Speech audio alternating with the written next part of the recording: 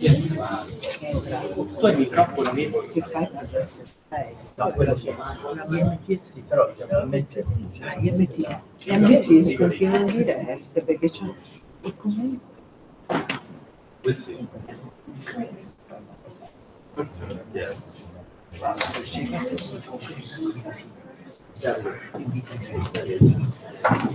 Ma sono due gatti perché avevo letto un articolo, non mi ricordo dove, in cui però l'hanno levato, hanno detto non sono due gatti, cioè c'era sì, il foglio quotidiano. So, good morning. Move to the second panel. And I have to introduce myself and my colleagues because the chair is not here. So, I'm Professor Alberto Carrara, and in the second panel deal with the neuroclinical aspects of informed consent. I'm going to speak, and the other two are Professor Donatella Marazziti, a psychiatrist and neurobiologist, and Dr. Professor Armando Piccini, also neurologist and a psychiatrist from Pisa. So we focus mainly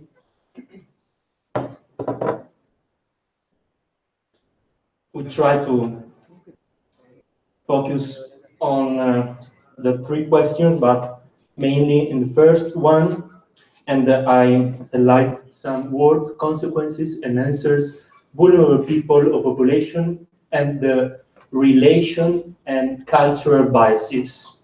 So the title could be for a neurobioethics of informed consent, neuroclinical aspect of informed consent from psychiatry and neurology to ethics. So it's a huge title. But I want to present some brief consideration on the concept of informed consent, and I thank the other colleague for the first panel, because I want to stress some special issues that are going to integrate some concepts. And first of all, we can define informed consent and integrate the cognitive with the emotional processes. So our talk is subdivided in three. So first of all, I am going to do this introduction, and I'm going to redefine informed consent, present briefly our vision of integration with internal and external factors involved in informed consent. And so the second or third point is neurobiology of informed consent. And I asked Professor Donatella Marazziti, that is going to speak on neuroanatomical and neurochemical substrates of informed consent. And after that, Dr. Piccini. And lastly, I'm going to present, if I have time, some practical ethical guidelines of how informed consent entering treatment, and I present our synthetic vision, change mind, change brain, informed consent from a monolithic unilateral single event to a positive biodirectional productive treatment process of change. I summarize this statement.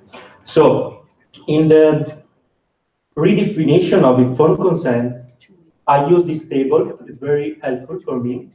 It's taken from chapter 6 of autonomy and the capacity to consent to addiction treatment. So focus on addiction in psychiatry and neurology. And the volume is 2012 volume Addiction Neuroethics by Adrian Carter and Wayne Hall. So they define the informed consent as a process. So first of all, a process by which individuals agree to enter treatment in the knowledge of its possible risks and benefits, and in the absence of duress or coercion. So there are 3 or 4 points here. they require informed consent is commonly taken to require the individual first has the capability of understand the treatment and communicate. So the so-called cognitive capacity. That's the other panels and like this aspect also. And the second part is the individual is free to make decision internally or externally, or volition capacity. And third is informed of the risks and benefits of treatment. And the authors, Carter and Hall, suggest of including the third one, a fourth requirement that is neglected in traditional characterization of informed consent. The third part is that patients have equal access. So the term as the equality is one of the four ethical priorities that recently some scientists, for example, Professor Just, enlightened in the review Nature, the four ethical priorities in neurotechnology and artificial intelligence, for example. And the first priority is just this one. Patients have equal access to all effective forms of treatment.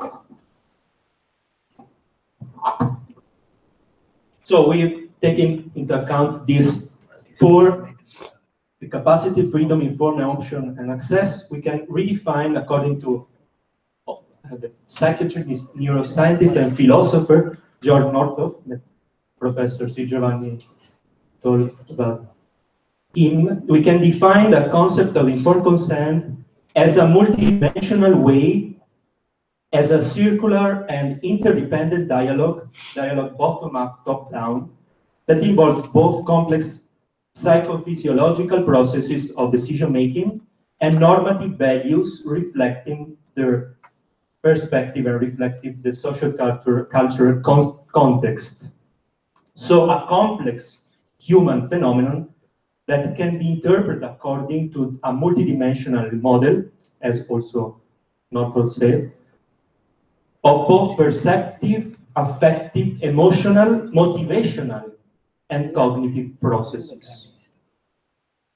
And I consent involved human dimension, and Professor Donatella Malatiti is going to tell us about the neurophysiological aspect of three types of dimension: awareness of suffering from an illness, self-examination of self-knowledge, of understanding the causal and source of specific symptoms, and third one, recognizing the need for a specific treatment for which the person has to give his or her consent. So there's internal and external factors involved in I consent, and this should be the internal factor, special case, the capability to consent to treatment, for example, the process of consenting to treatment of a psychiatric treatment, for example, addiction, raises a number of ethical issues, most of these centered around the fact that the treatment of addiction, for example, often involves the management of behavior that is defined as criminal, for example. And so the center should be the individual, the subject, and also the rest of society. So we have to integrate an external factor on informed consent that is society and that is increasingly understood to be a neurobiological driven mechanism of our brain, our neural system that is integrated also with the other organ and apparatus and system of our body. And also we have to take into account the social, financial, and health circumstances. They may be neurocognitive impairment of the subject or the comorbidity of a disorder in psychiatry and neurology. So there are also often some degrees of external coercion to enter treatment, for example, family members, employers, the courts, etc. So there's a tension between internal and external factors involved in informed consent. In analyzing the issues involved in obtaining informed consent, we have to add this aspect of the integration of these mechanisms. So we have to speak both of brain and heart. Giving informed consent requires the capability to make a decision, yes, of course, that is decision making, but also we have a lot of affective function and emotional function. So cognitive functions such as attention, working memory, executive function, and also understanding, appreciation, and reasoning. But also we have to take on account empathy, a central concept in neuroethics, for example, and all kind of anthropology of emotions. So the other two colleagues are going to speak deeply about this one. So we have to view the I consent as an outcome of integrated activity of different brain areas, of course, and networks involving primarily limbic and frontal centers, but also involve all the dimensions of the person, the subject involved. Internally, such as the relation of the nervous system with other type of system, neuroendocrine system, the digestive system, and the so-called brain-gut axis, and etc. And so the I consent is like a modulated concept. And the modulation comes from also the application of drugs and, for example, stimulate systems, for example, the brain-computer interface, or deep brain stimulation, or magnetic transcranial stimulation. So now we move to present the psychiatric aspects, and we want to stress the fact that in our contribution, we want to enlighten the neuroanatomical brain networks and neurochemical substrate and hypotheses based on recent neuroscientific and psychiatric enlights. In particular, we focus on psychiatric disorder and neurological impairment. From the alteration of the brain, we move to a general consideration of informed consent, and at the end, we want to enlighten some ethical guidelines. So, please, Donatella. Thank you.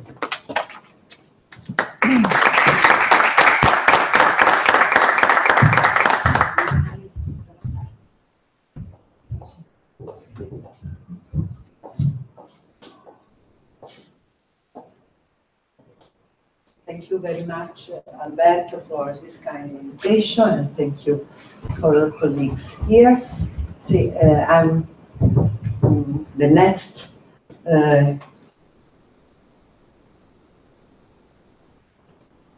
my presentation will focus on the concept of insight, mainly psychiatry and neurology, and I will try to highlight what are the main hypotheses regarding the brain areas involved.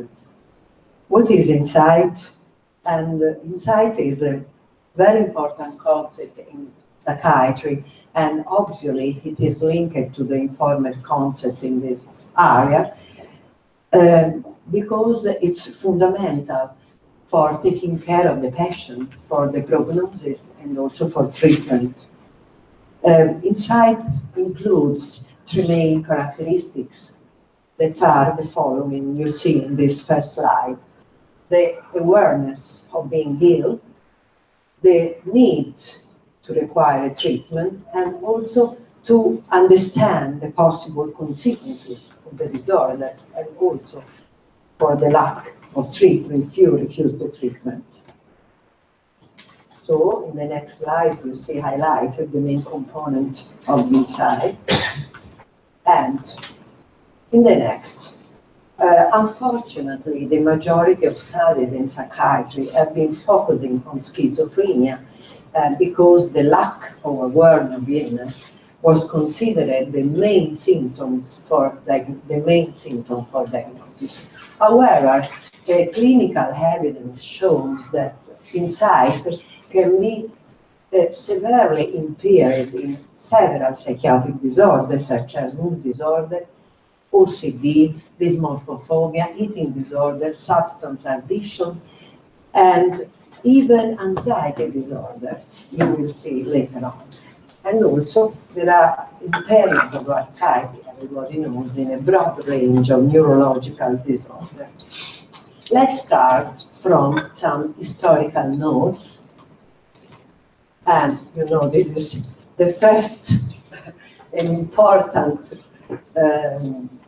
Grecian notion, we can consider it the first notion of self-awareness, which is the notice auton in the temple, in Delphi's temple. But let's move to the real scientific concept of insight. At the end of the 19th century, Zwick, who was a neurologist, made a distinction between awareness and proper insight.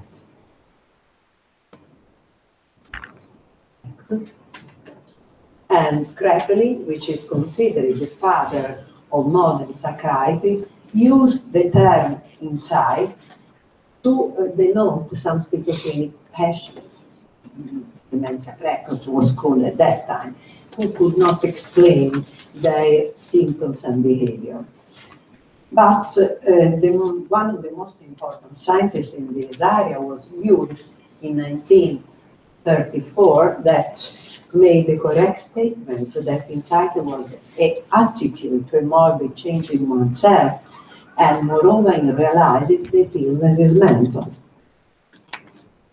As you can see, this topic, the topic of insight, was mainly neglected by psychiatry until we arrived to a very recent study carried out in 1973 from the World Health Organization that made studies in 1,000 patients and gave a definition of insight that you see here: the ability of the patient to recognize the fact that she is suffering from a mental illness.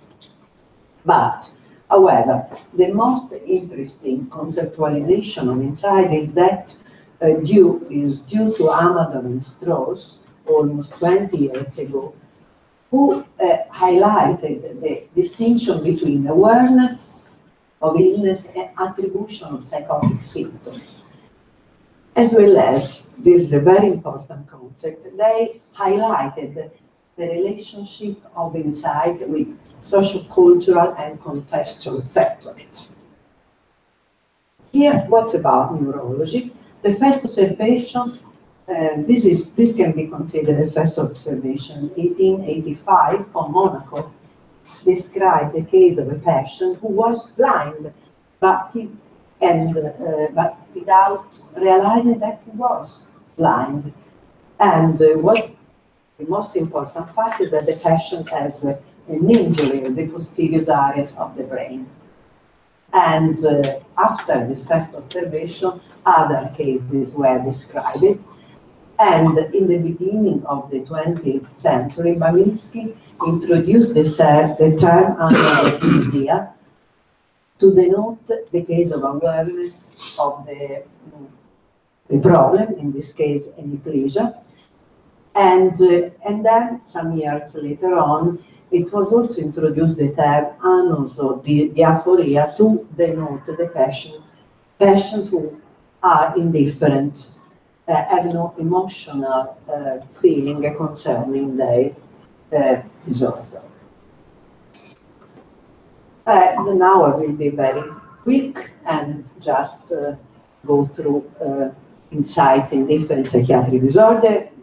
Just to remind you, I'm sure I will bore you, just to remind what are the main symptoms of different conditions. This is schizophrenia, that is defined as by several symptoms such as delusion, hallucination, disorganized speech, different disorder of the movement, social withdrawal, and so on.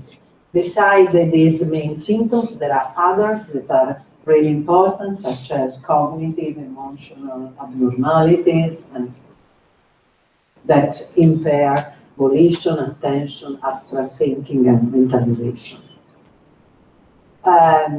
Poor insight or lack of insight is one of the most common features of schizophrenia.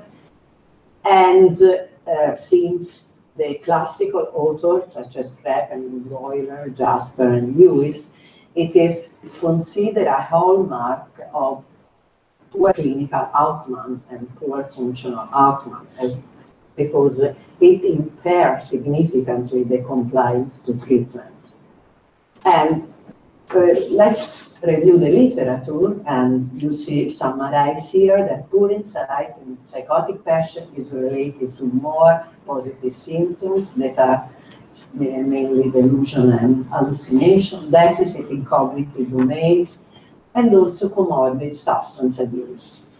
On the other side, good insight has been related to post-psychotic depression, and it's a very important point to underline, because post-psychotic depression generally is an indicator of higher suicidal risk, in the sense that the patient, when they get aware of how severe or how strange the symptoms were, they are at higher suicidal risk. As well as good insight is a link has been related to worse subjective judgment of quality of life. It is considered a dynamic phenomenon, unfortunately, because it is responsive to common antipsychotic drugs. And there are several, but very controversial imaging studies that show that they may be linked to, that insight can be linked to frontal lobe dysfunction. Not surprising, this data. Mood disorders. Mood disorders are characterized by affective, cognitive, psychomotor, and neurovegetative symptoms, and there is a main distinction in psychiatry on the basis of presence or absence, not only of depressive episode, but episode of the opposite polarity, that is to say manic or hypomanic, and the presence of manic or hypomanic episode, confirmed diagnosis of bipolar disorders. Bipolar disorder is a large domain. There are at least 8 subtypes of bipolar disorder, and there are also less severe forms of mood disorder that are the dystamic disorder. One was called characterological depression, and cyclotimic disorder. What about insight?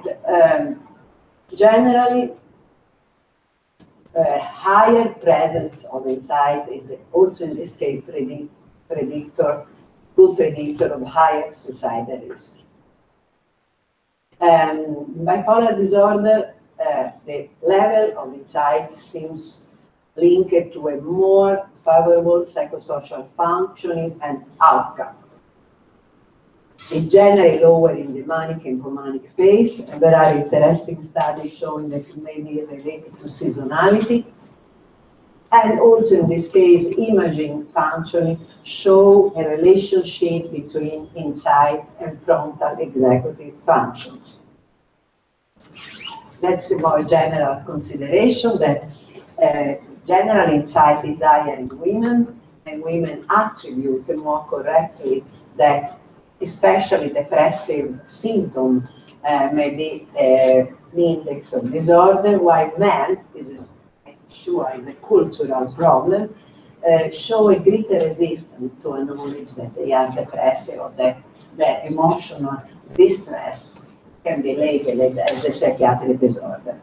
And also, patients with the higher educational level seems to have better insight. At variance with patients with lower educational level or with older patients.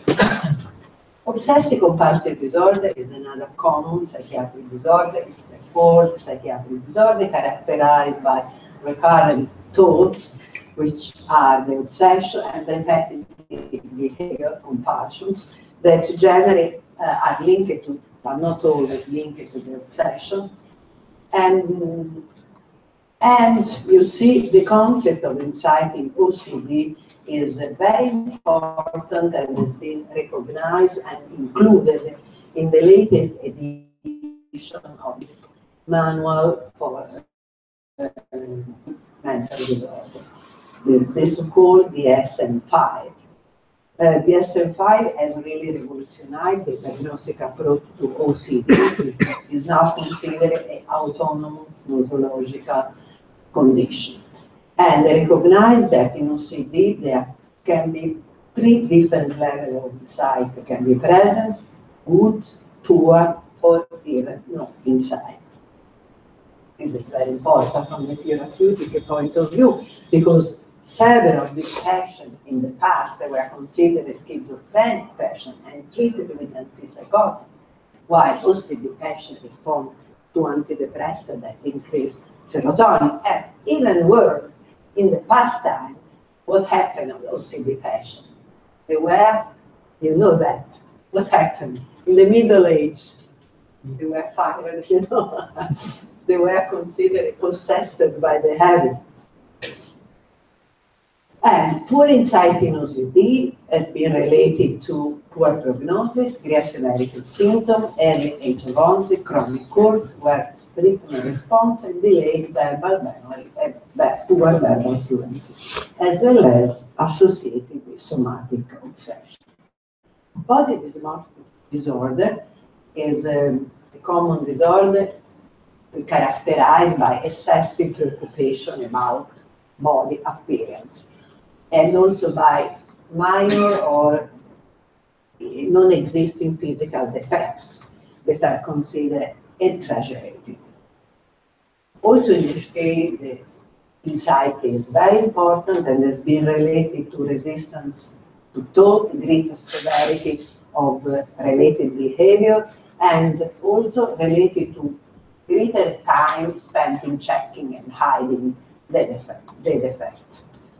When body dysmorphic disorder is associated with obsessive-compulsive disorder, and this is very common in the clinical practice, the insight is lower. Even in substance abuse disorder, the concept of insight is important, because you know that those subjects who abuse drugs generally show sometimes they seem unaware of their problem. They neglect the problem, or at least underestimate it. And there are different observations noting that there are relationships between the level of insight and the willingness of the patients to change the lifestyle, to stop the drug use, as well as the need to require a treatment.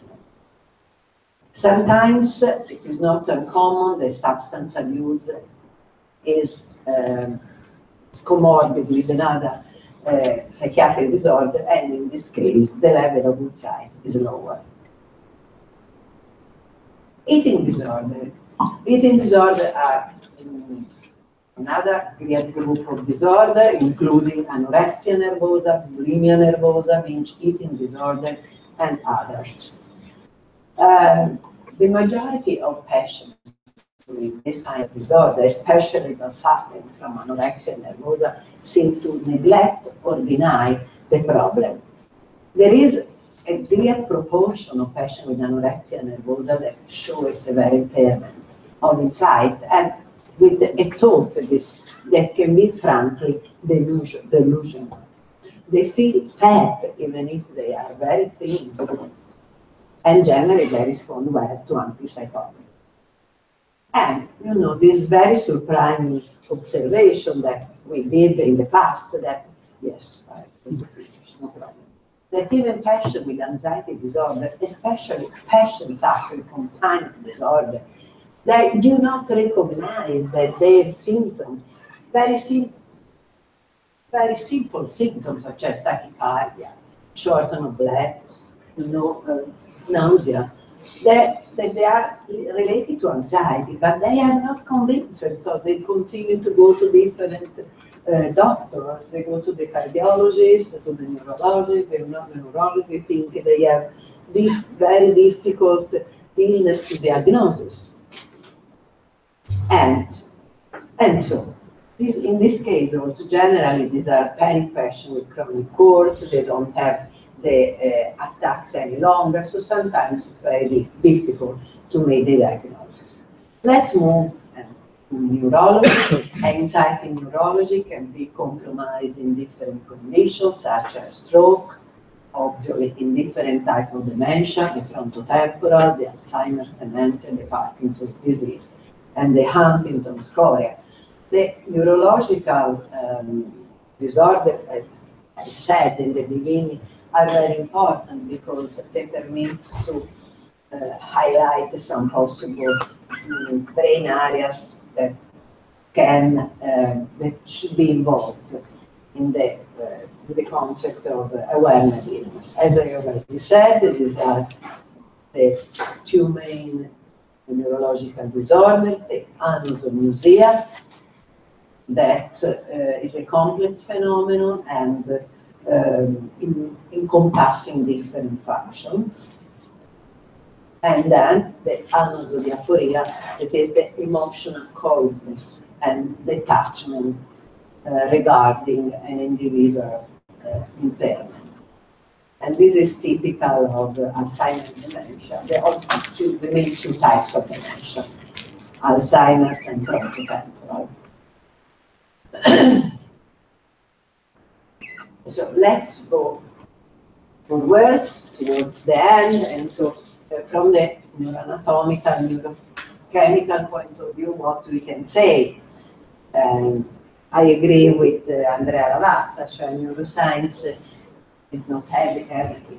Anyway, there is also neuroscience, and there are probably even brain areas involved in the extrinsication and the output of this complex phenomenon. So, insight has been related to representation of desired output, feedback regarding the output, and comparison between the two. It has been hypothesized that lack of impaired insight should rely on a dysfunction of the so-called performance monitoring system, whose main center should be the cingulate cortex, mainly in its connection with the dorsolateral prefrontal cortex. I will show you some very simple diagram. You see here some of the connection and of the circuits that should be involved. The main impairment is supposed to be at this level, dorsolateral prefrontal cortex, which is connected to amygdala, orbitofrontal cortex, and so on. When the circuits does not function properly, the subject may attribute a disturbed affective tone to a real event. Or, again, it can attribute reality to an imagined event. Still in this slide, you see still the main role of prefrontal cortex, connection with other limbic areas, and in this case, mainly when limbic area, and specifically nucleus accumbens anterior cingulate, does not work properly, the subject may lose the ability to distinguish between internal and external representation. This is also another concept of insight, and again, crucial role of dorsolateral prefrontal cortex with its connection with motor areas, striatum, and others. And also in this case, the motor act, the behavior, can be considered by the subject as generated by external motor forces. In terms of neurochemistry, just to remind the main neurotransmitters, with no doubt is involved with dopamine, that is one of the main neurotransmitters going to amygdala, and when the dopamine functions more, there is a higher dopamine functioning. The amygdala and the accumbens and the limbic area attribute more salience to external stimuli, or attribute salience, that is to say meaning, to internal representation.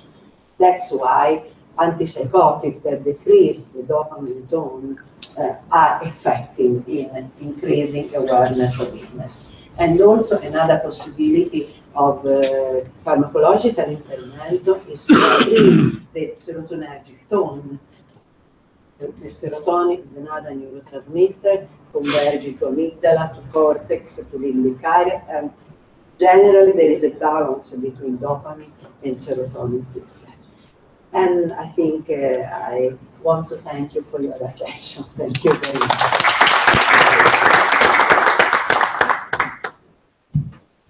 Next speaker. So thank you very much. We move to the third, Dr. Piccini.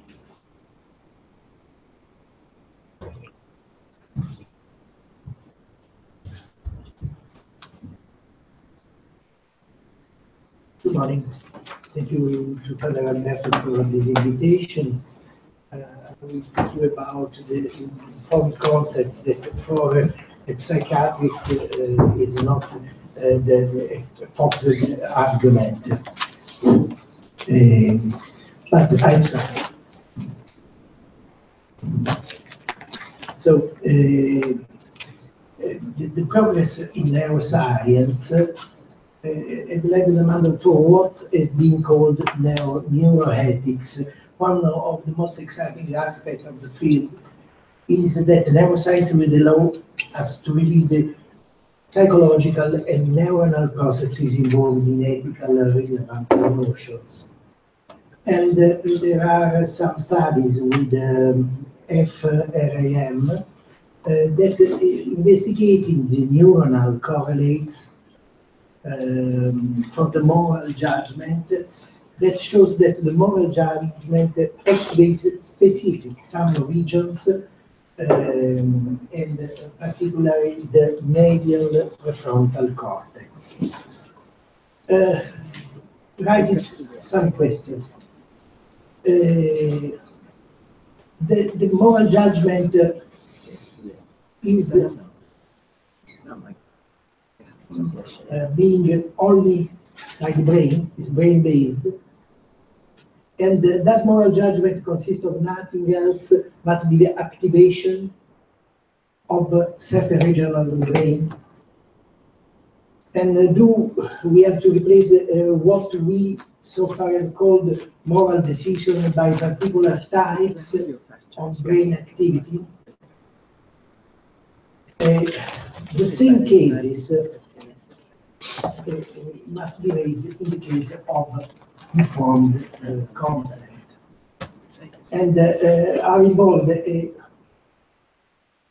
certain number of psychological processes of the decision making that can be related to specific activity of some neuronal nucleus. The most important, the focus, are two functions, the cognitive function and the emotional function. This morning has been touched more time, this dual activity, dual function, and between the cognitive and the emotional. When Donatella Magazzini was speaking about the use of substance disorder, I'm talking that the man that uses substance of abuse knows that he received a damage, deep damage from the substances, but he can't stop. because there are some nuclei, like the reward system, that is stimulated and can no more, there is no return way. It's impossible to stop. He knows that the substance will kill him, but he consumes drug again and again and again. So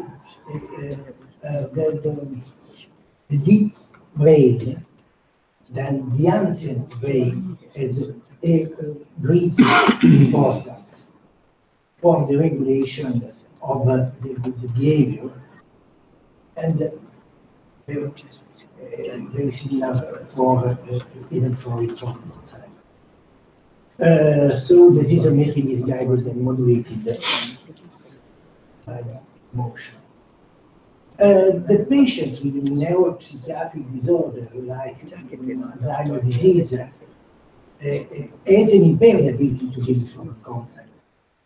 And other neuropsychiatric disorder like depression or schizophrenia or bipolar disorder, but even anxiety. You think to the student that goes to attend to do examination. If the student is very anxious, he stops. He doesn't remember anything of what he has studied. Because the cognitive is killed from the anxious situation. This disease led to severe emotional and disturbances that can be related to specific type of neural activity and principally by the activity of amygdala. But I don't speak about the nuclei that are involved in this little bone. So, what are the neural bases that interplay between emotional and cognitive abilities that are involved in decision making and in informed consent? Prevalently, there are two areas: lateral prefrontal cortex for cognitive abilities, that works with memory, executive function, and emotional function are mediated by the medial prefrontal cortex. The interplay between lateral prefrontal cortex and medial prefrontal cortex, the balance between which starts the equilibrium, the balance, and the behavior.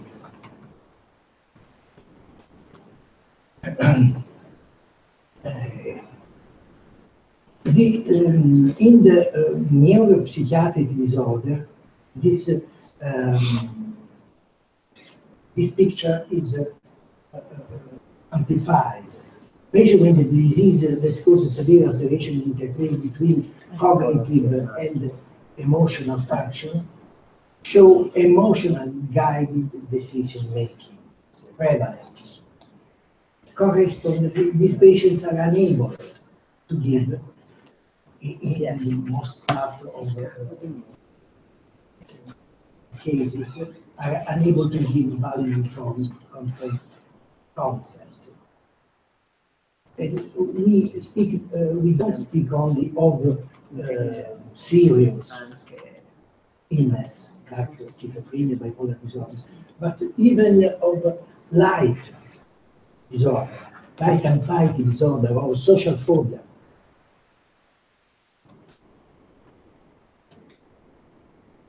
So, emotional dysfunction, as well as neural disbalance between the medial and lateral prefrontal cortices, could be considered diagnostic markers of deficit in decision making. and is crucial in informed concept, such as diagnostic markers, can be considered as empirical criteria of an impairment in informed. If we should able will able to treat neuroprefrontal cortical disbalance and restoring the balance between the median and lateral prefrontal cortices, maybe should be developed in the future, allowing for normal emotional cognitive interaction in decision making. But at the moment, this is not possible because we have not the skills, the instruments to treat with specificity the lateral or lateral prefrontal cortex. The restoration of this emotional cognitive interaction could also affect a person's ability or inability to give valid information. So, can we identify the empirical criteria for decision making during informed consent? Can we replace the ethical notions of informed consent by the psychological and neural processes underlying the decision making? Would it be better to speak of the neuroscience of decision making rather than the neuroethics of informed consent? This would mean that we can fully explain our moral and ethical notions in neuroscientific terms. This is a paradox.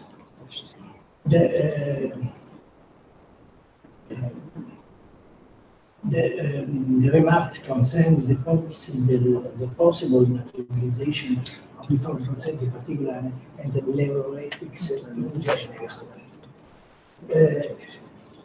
Decision making is a complex process that includes a variety of different psychological and behavioral states, including intention, beliefs, voluntary action.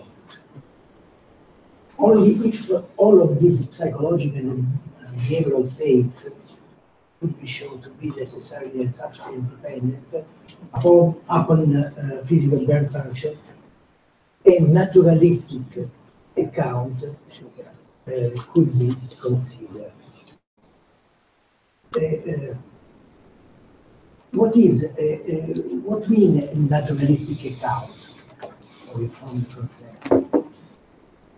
Decision making involved in informed consent is a complex process that includes a variety of psychological and behavioral states, including intention, belief, voluntary action. In all of these psychological and behavioral states, could be shown that dependent upon physical brain function, a naturalistic account could be considered. If informed consent can indeed be identified completely with decision making,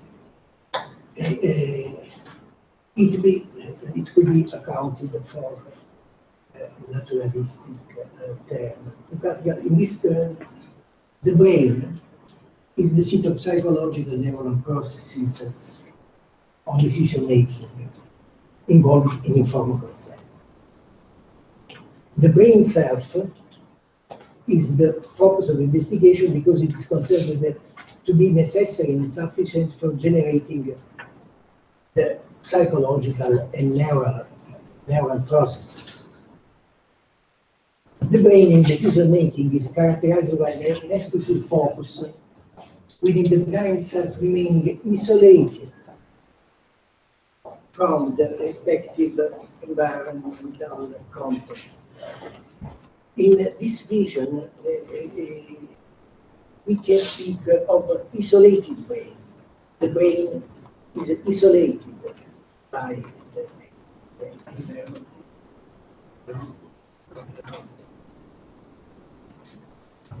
Informed content allowing decision-making presupposes a relationship to the respective environmental context.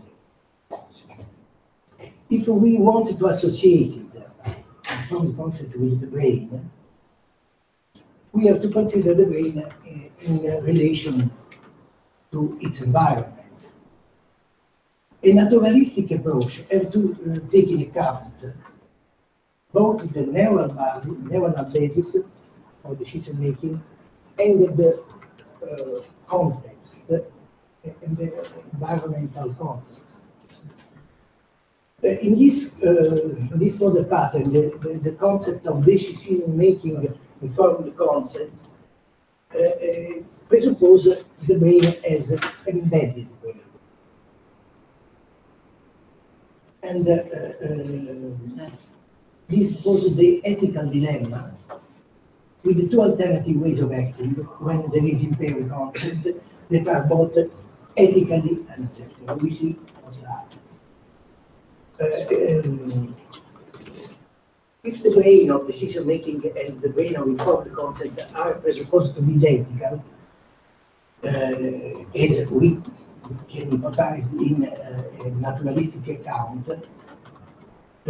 there is either the brain of decision making as the organ of therapy must be treated without any concept, unless relative gives a concept, because owing to this identification with the organ informed concept cannot be given without therapy.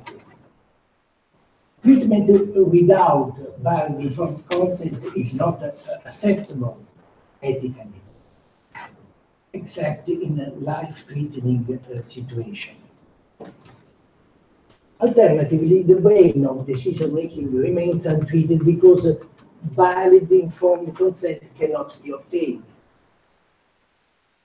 No treatment of the patient symptoms and his or her deficit in decision-making must also be considered unethical. So, either waiting of acting, treatment or no treatment of the deficit in decision-making leads to an ethically unacceptable consequence. One is confronted with the dilemma, the ethical dilemma of impaired concept. How can we resolve the ethical dilemma? Empirically, the ethical dilemma of imposed concept can be resolved by a two-stage therapy of decision-making. The first would consist of creating those deficits in decision-making that are crucially involved in impaired concept. The second, the treatment of disease-related symptoms, include those deficits in decision-making that are not crucially involved in informed concept, will become possible once the patient can give valid informed concept. However, such a two-stage therapy is possible only if the neural correlates of decision-making involved in informed concept and are not exactly identical to those affected by the disease. For example, the balance between medial and lateral prefrontal cortical function may be a crucial neuronal correlate of informed concept. In contrast, the disease, for example, schizophrenia, may affect the medial temporal cortex, hippocampus, with its connection to the dorsolateral prefrontal. This in turn could cause disbalance of the whole prefrontal cortex, rendered informed consent invalid and not possible in these patients. The two-stage therapy in this case could possibly allow for the following scenario. In the first stage, the ethical therapy could focus on rebalancing the frontal cortex function in order to allow for valid informed consent. This in turn would enable patients to give a valid consent to treatment of the disease. That is neuropsychiatric therapy in second stage. The focus of therapy could then be shifted from prefrontal cortical balance to a normalizing function in the medial temporal cortex, hippocampus. And it should be mentioned that such a scenario of two-stage therapy remains speculative at this point, because it's impossible at the moment we have not the skills to do some chirurgical treatment. So, progress in neuroscience will allow us to reveal the neuronal correlates of decision-making involved in informed concepts. The neuroscience of decision-making would allow us to develop empirical, that is brain-based criteria or informed concept. The neuroscience of decision-making cannot replace the end informed concept. Neuroethics, in such a complementary sense, will change the way in which we solve ethical problems of informed concept in 21st century.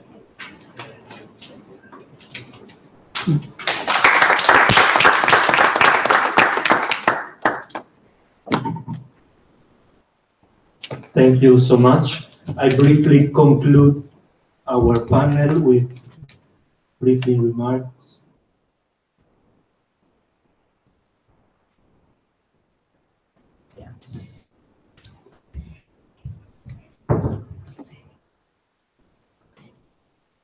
So, some practical ethical guidelines. The authors of the book from Addiction Neuroethics, at the end of their chapter dealing with addiction and informed consent, at this table the minimum requirement for acquiring free and fully informed consent to a special treatment. So I guess it's very helpful for us to consider this at the end of this panel. So they highlight 7 minimum requirements for informed consent in this treatment: clinical characteristics and diagnosis, treatment recommendations, risk and benefits to treatment, costs of treatment, program rules, rights and obligation, and alternative services and intervention, freedom to choose and refuse treatment. And so, briefly, we can conclude: change mind, change brain, informed consent from a monolithic unilateral single event that is the consideration or reductionistic consideration of the what Armando Piccini called the naturalistic account of the brain. See the brain as an isolated organ, detached and isolated from the body, and also from his or her context and culture, and moving from this concept to a positive biodirectional, because we have to consider the interrelation between the brain and the nervous system and the other organs, and the process of being embedded and in a context, a cultural context. And so obtaining a consent should be a process that engages the patient and creates a strong and trusting care-patient relationship. This is like the main focus of medicine and the practice of medicine that nowadays is very, very poor taking account.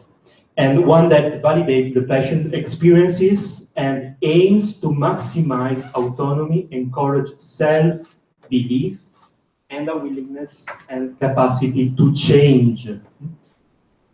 Thinking of informed consent as a single event in this detached brain in a vat scenario,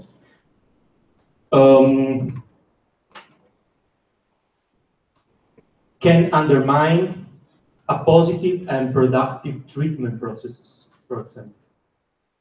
And so finally, a consequence of reaching an identification of the neural correlates of the ordinary decision-making processes behind the notion of informed consent is being guided in neuroethical consideration moving from a naturalistic, isolated, unrelational concept of informed consent to a non-naturalistic, integrated, relational concept of informed consent. So, thank you very much. And we can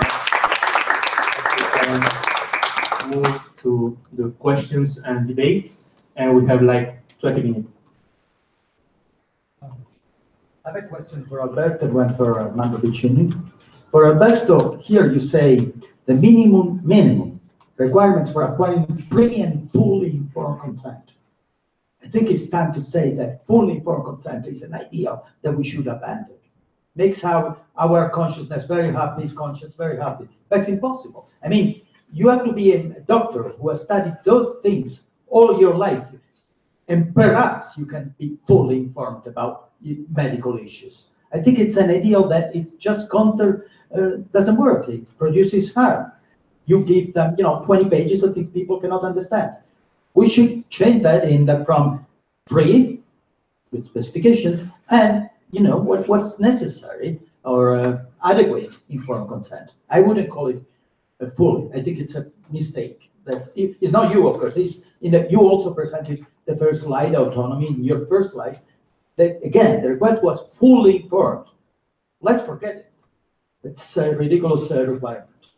And for Armando, I found it very fascinating, and I have two little remarks from a strictly philosophical point of view. First of all, I think, honestly, informed consent is a case of decision-making. So if informed consent requires the invented brain, so does decision-making. You have at least one case, the case of informed consent. And actually, I think it's much more general. I think a decision-making in general requires embedded brain. And also about your requirements that are actually pretty standard. So what is a naturalistic reading? I think they are too strong and unrealistic. So if the idea that you need to specify the necessary and sufficient conditions or dependence on mental states from brain states will never happen.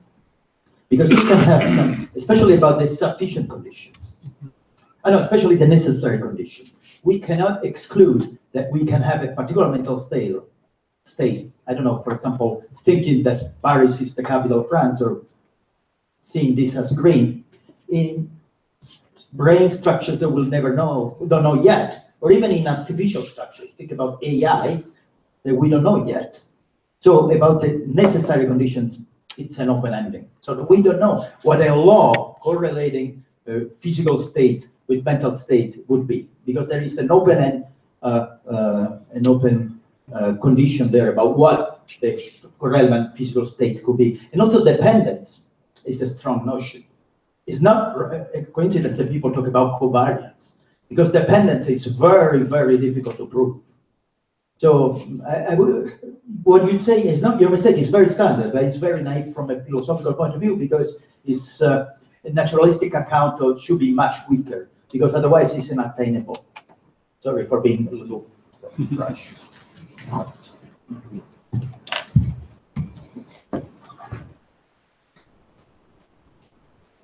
I agree with you. We have to move to this change in mind. But I guess the authors stress the relationship with the neuroclinical aspects and the legal aspects, I guess.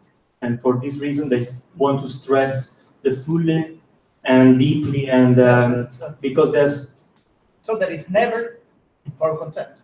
There's never the person has the full information. Or they think that with this requirement, you reach a full informed consent. So you never reach it. Yeah. So it's useless. I agree with your exception. I think that we have to consider the decision making, but the informed consent, like a spectrum, like a 180-degree spectrum. 0 degree, no decision making, no informed consent. there is no insight, and there is no possibility to express informed consent. To the other side, 180 fully. But like all the biological phenomena, the normality is under the Gauss curve. So very, very low, probably nobody has the fully consent, and I agree with you. And probably only few has no kind of consent or the possibility to express a consent. And in this part of the curve, there is the neuropsychiatric illness, and not only the deepest illness, the illness that is like schizophrenia or bipolar disorder with psychotic symptoms, but even social phobia. If I am social phobic, I go to speak and I don't remember anymore what I have studied. I go to the examination and I don't speak, and so on. But social phobia is, until 20 years ago, 25 years ago, is not considered a disorder. Is a temperamental trait. No, is share. No, is a man that has difficulty to speak with others, but is normal. No, is a disorder, and it is a disorder that can change your life. If you are, I have a patient of mine, is a director of a bank, and is very, very, very skilled, because there's a great culture about financial work. But every week he has to go in Milan to speak in front of 50 persons. He is not agree. He is not able to do this.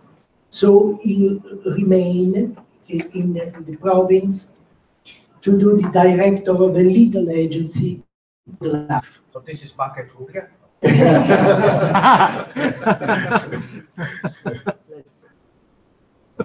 So I think that is very, very difficult to deep fully or no. There is the possibility. I think that we forgot another thing this morning. When the assessment of informed consent and evaluation of insight requires two actors, patient and examinator. So we have to take care of the decision-making process of the examinator as well as of his emotional states. What do you think? You want to answer? I don't know. Can I won't answer actually. I'll be the better if I may.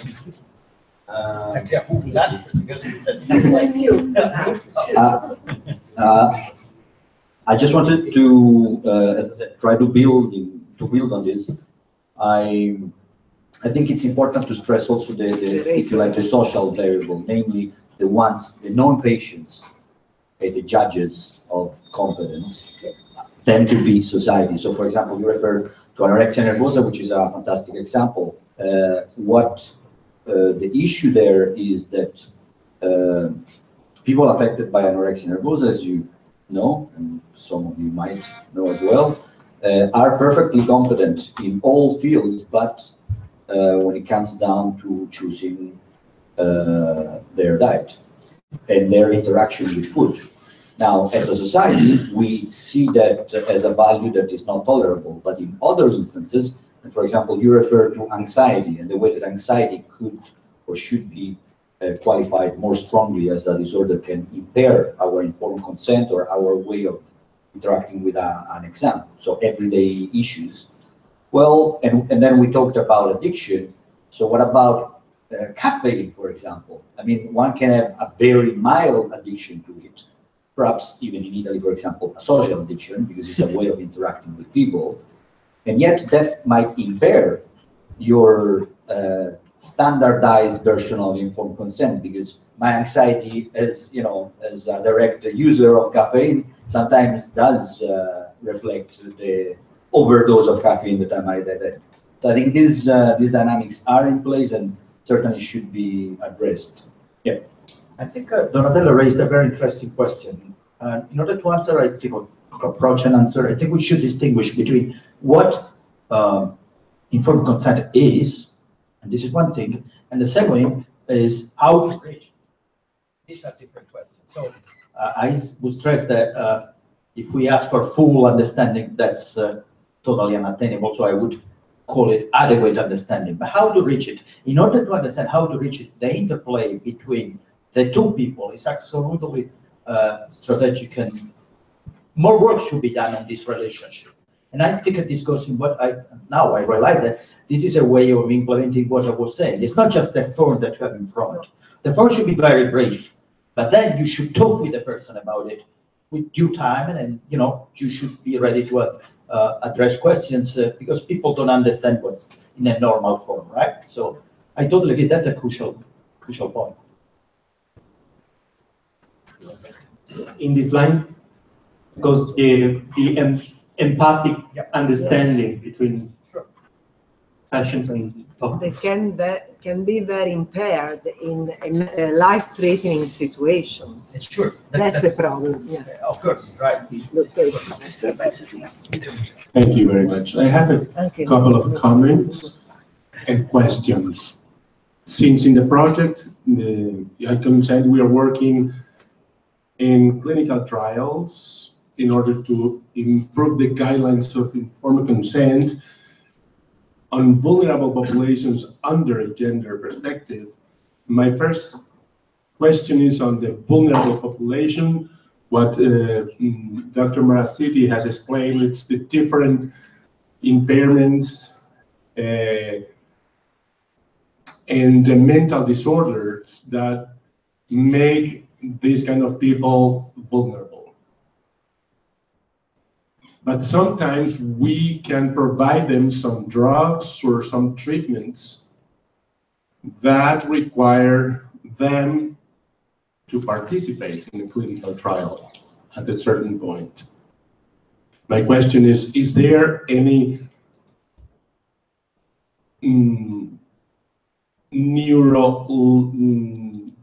technology or psychologist suggestions you would provide so that when this kind of vulnerable population will be part of a clinical trial, we can suggest to improve in respect of what is today the best medical practices or research best practices?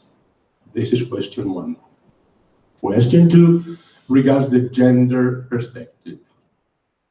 Is there any neurobiological or psychological evidence that the decision-making process to accept to participate in a clinical trial or other things is different from men and women?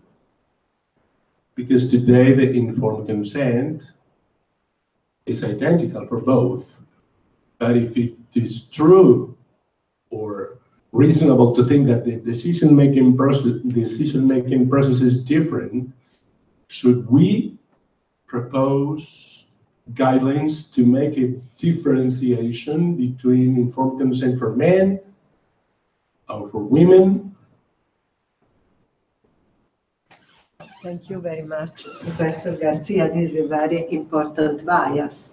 Unfortunately, the majority of clinical studies generally are carried out in men. So it's very important to have this focus on gender issue. The other bias is the problem of informed consent in children, adolescents, and we have a lot of problems in treating adolescents of 16, 17 years. Pediatrics don't want them. And we are not allowed to treat them in the hospital. So there is also this problem that is very important, you know. For what regards the instrument, the possible instrument that can split, can give an evaluation of the possibility to express a good informed consent. I think that for what I know, there are not. There are not.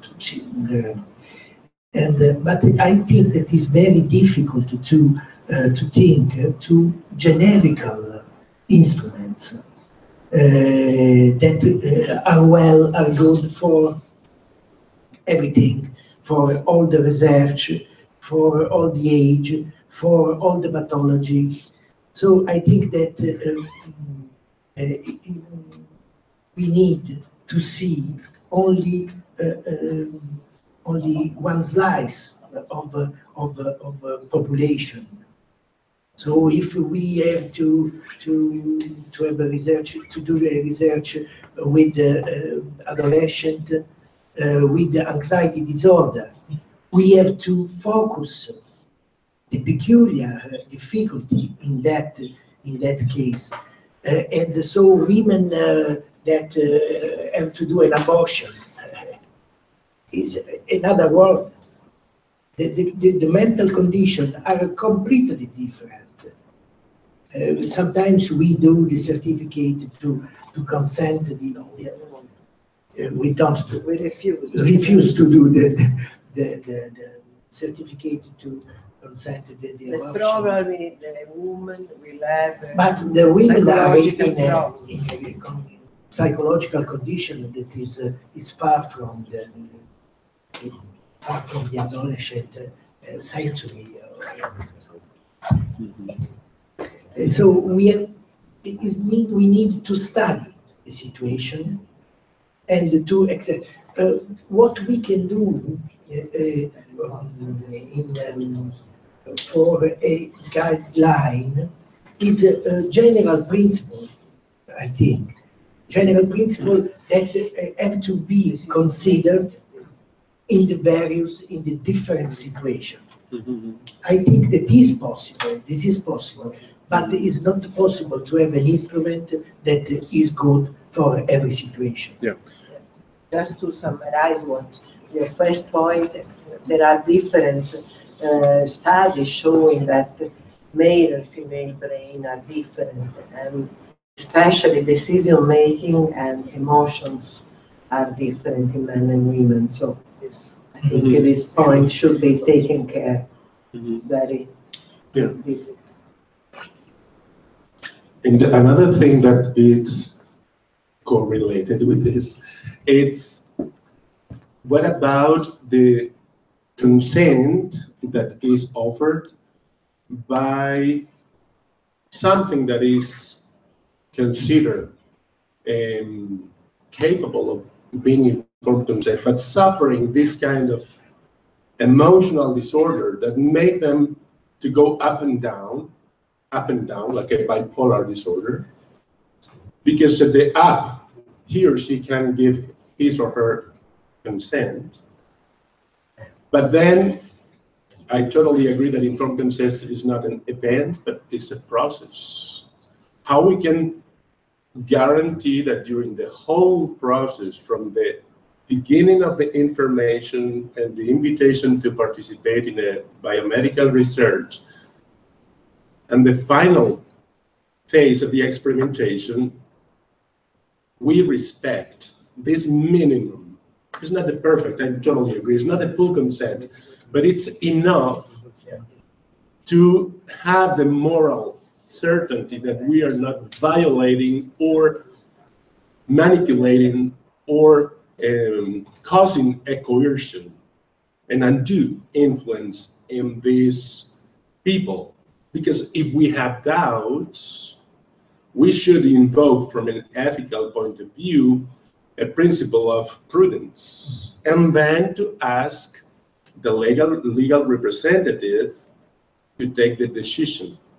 But since we will try to offer the subject of experimentation an active role, his or her decision, sufficient decision, should be enough to activate the experimentation for his or her benefit, and with the support of the legal representative in cases necessary.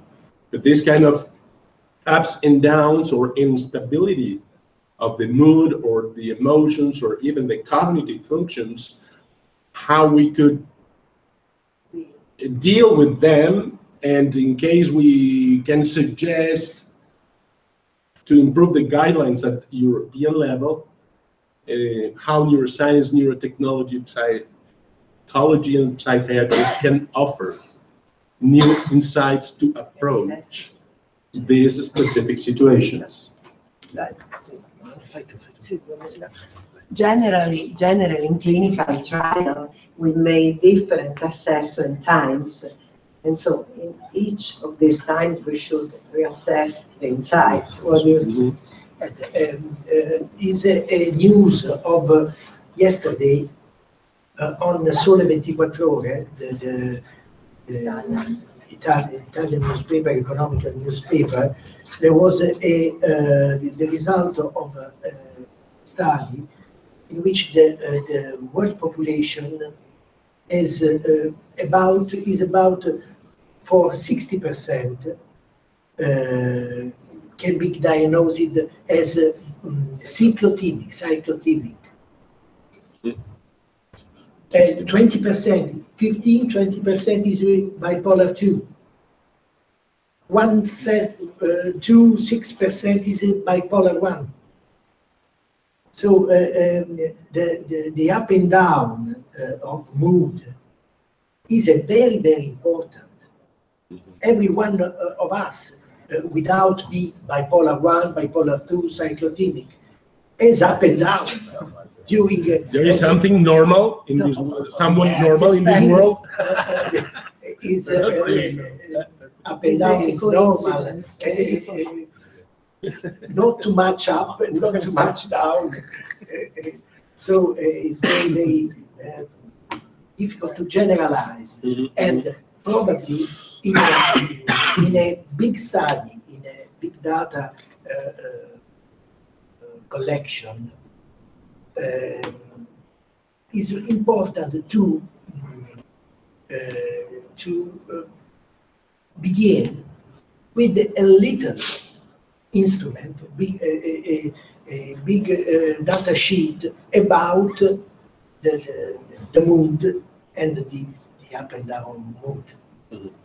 So when we find people that has a disorder, we can do the diagnosis with. There are a lot of instruments. There is for the ski, the DSM-5, the ski. That is an instrument that gives the diagnosis, the instrumental diagnosis of the mood disorder. But even for minor conditions, it's possible to have. So this kind of approach can consent a better picture evaluation, and without with the minor possibility to have false positive or negative.